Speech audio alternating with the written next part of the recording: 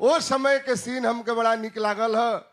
जैसे बुझाता कि शादी ब्याह के चित्रण उतरी आइल बा जब परीक्षा लगली है। तो ऐसे कि शादी ब्याह में यही पे एगो हमके बात याद आ गई विजय जी। इरशाद हो। एगो गांव में ब्याह होत रहल। बर पक्ष के पंडित जी रहल, कन्या पक्ष के पंडित जी।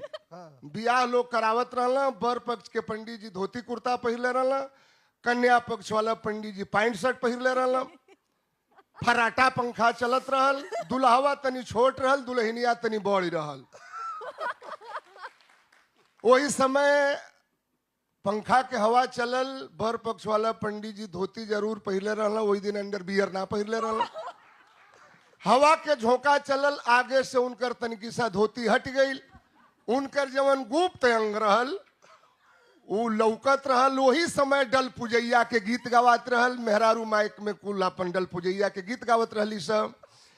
के टिकावा ले अइला भसुर डिबिया में मुनि के, खोली के देखाव ना त गारी दे बचुनी के। वही समय कोनो लड़की के नजर पड़ गई लो पंडित जी के छीनी हथौरी पर। तो वही में वो अलगे गावे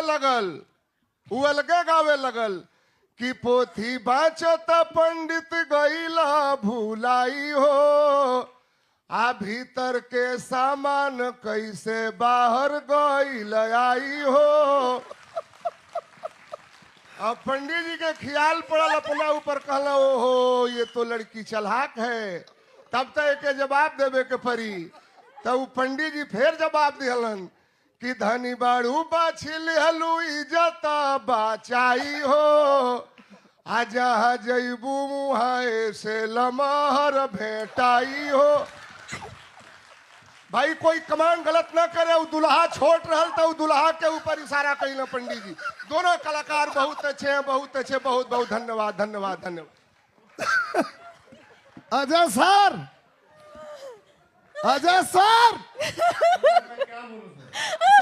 ये पूरा कट जाएगा सर, काटिए। कोई बात नहीं, चलिए आइए कंटिन्यू करते हैं आगे। आगे करते हैं, बस खाली आशीर्वाद तक रखिए।